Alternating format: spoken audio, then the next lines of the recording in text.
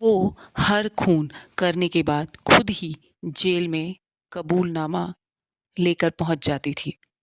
Hello friends, आज मैं फिर हाजिर हूँ आप सबके साथ संध्या आगे क्या हुआ में। अगर आपको मेरा ये चैनल अच्छा लगे तो प्लीज़ मुझे लाइक, शेयर और कमेंट करें और मेरे चैनल को सब्सक्राइब ज़रूर करें। तो चलिए कहानी पर आते हैं। ये एक माँ की कसम है। मैं भी एक बेटी की माँ हूँ, समझ सकती हूँ। कहानी है आंध्र प्रदेश की। यहाँ पर एक पंडारू डिस्ट्रिक्ट है जहाँ एक जगह है नारा और सारा और पिट। यहीं की है ये कहानी। कहानी 2021 की है। इस डिस्ट्रिक्ट में एक परिवार रहता था जिसकी मुखिया का नाम था जानवी। उम्र करीब 40 साल के आसपास थी। जानवी के पति की मौत हुए 15 साल हो चुके थे। वो 15 साल पहले दुनिया छोड़ के जा चुके थे। जानवी के दो बेटे थे, एक 17 साल का और दूसरा 15 साल का। जानवी जीवन यापन ठीक ठाक छोटे मोटे काम करके चला ले रही थी। उसके और परिवार वाले भी उसकी इस काम में मदद करते थे। 2021 में कोरोना आया तो वो सबसे ज्यादा चरम पर इसी वक्त था। तो सभी अपने अपने घरों में कैद हो चुके थे। जानवी की मुलाकात इसी दौर में एक आदमी से हुई जिसका नाम था शेख बाजी। ठीक ठाक आदमी था, इसीलिए जानवी और वो एक दूसरे के करीब आए, क्योंकि लोगों की मदद करने में और वो सब करने में वो आगे रहता था। तो इसी तरह एक दूसरे की मदद कर रहे थे तो वो भी उनकी मदद करता था। धीरे धीरे ये दोस्ती हुई और दोस्ती प्यार में बदल गई। दोनों के बीच में कब एक रिश्ता पैदा हो गया उन्हें नहीं पता चला। दोनों के घर एक दूसरे का आना जाना शुरू हो गया। बड़े बेटे जिसकी उम्र 17 साल थी, उसे ये सब बिल्कुल भी पसंद नहीं था, क्योंकि उसे ये सब कुछ की समझ थी।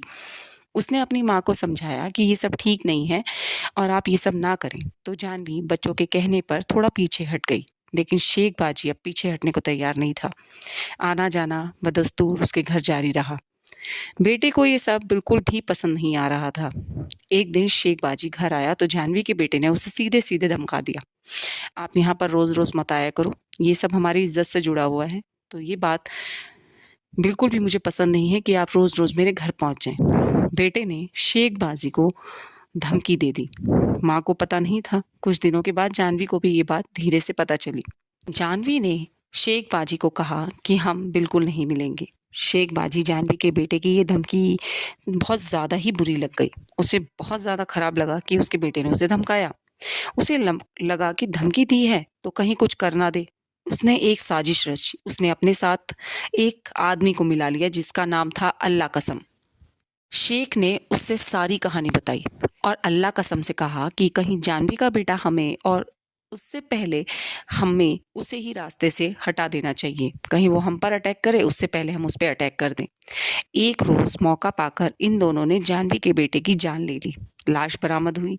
जानवी सबको समझ गई कि इसके पीछे सच में कौन है। उसने सब पता किया तो उसे पता चला कि वो उसके पीछे शेखबाजी अल्लाह कसम का ही हाथ है और जानवी के बेटे के गले पर चाकू अल्लाह कसम ने चलाया था। कसम खा चुकी थी जानवी कि अपने बेटे की मौत का बदला तो वो लेकर रहेगी। वो अच्छे मौके की तलाश में रहने लगी। उसे ये मौका मिल भी गया। हुआ ये कि जानवी के बेटे की मौत को 4 महीने बीत गए थे। उसकी मौत अगस्त में हुई थी और ये दिसंबर का महीना आ गया था। एक दिन जानवी को पता चला जिस नाराऔर और साराऔर पिट के एक इलाके में अल्लाह कसम सिनेमा जंक्शन के पास में नशे की हालत में मौजूद है। शराब के नशे में वो इतना धुत है कि उसे कोई होश नहीं। ये खबर मिलते ही जानवी अपने भाइयों को लेकर वहां पहुंच गई। रात का वक्त था। उसे लगा अल्लाह कसम अकेला है।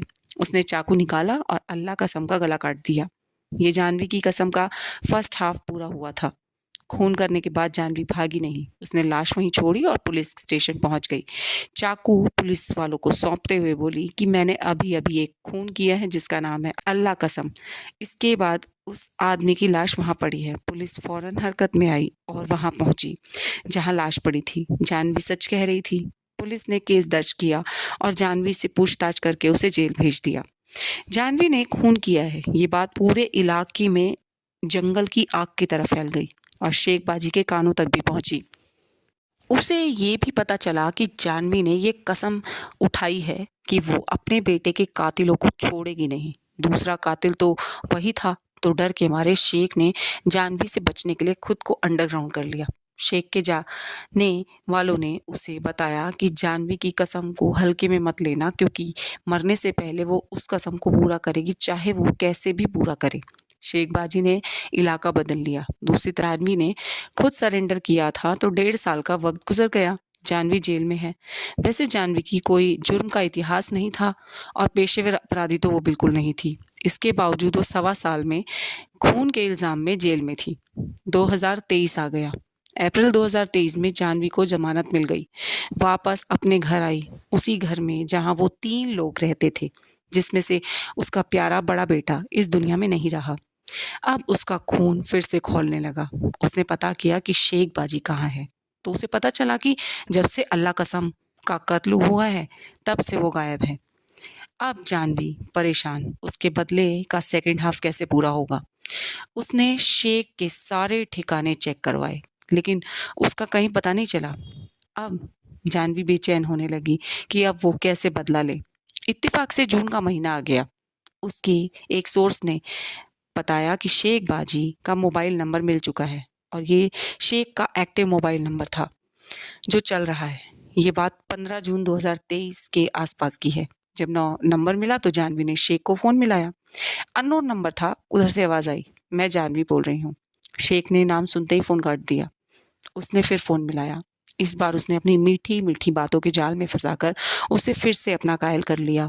उसने शेख से कहा कि जिसने मेरे बेटे को मारा, उससे मैं बदला ले चुकी हूँ। बस यही काफ़ी है।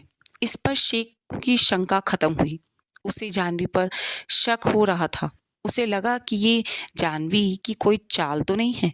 अगले 4 दिनों तक जानवी दिन-रात, सुबह-शाम शेख को कॉल करती रही और मैसेज करती रही। उस पर डोरे डालती रही। मैं तुम्हारी हूँ, सिर्फ़ तुम्हारी हूँ, तुम्हारे सिवाय किसी की नहीं। अब भी मुझ पर यकीन नहीं करोगे तो कैसे चलेगा? 4 दिन तक जितने भी तरीके जानवी को आते थे, उसने वो शेख पर ट्राई कर लिए। चौथे दिन शेख जानवी पर लट्टू हो ही गया। उसने सोचा कि चाकू चलाने वाला तो अल्लाह कसम था, तो मुझे वो क्यों मारेगी? ये सब सोचकर शेख चौथे दिन मिलने को तैयार हो गया। जानवी ने कहा कि मेरे घर में आ जाओ, सभी लोग तुम्हें जानते भी हैं तो मिलेंगे, सबको अच्छा लगेगा। 19 जून 2023 की रात शेख जानवी के भाई के जन्मदिन पर पहुंच गया। उसने जन्मदिन पर खूब एंजॉय किया। फिर जानवी के भाइयों ने उसे शराब ऑफर की। उसने शराब पीनी शुरू की। जानबूझकर उसे खूब शराब पिलाई गई।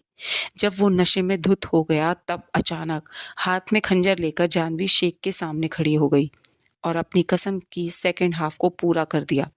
उसके सीने में वो खंजर उतार दिया। कुछ ही देर में शेख बाजी फर्श पे पड़ा था। जान जिस्म से निकल चुकी थी। जानवी ने पेट्रोल से उस लाश को आग भी लगा दी। रात बहुत हो चुकी थी तो जानवी ने सुबह का इंतज़ार किया।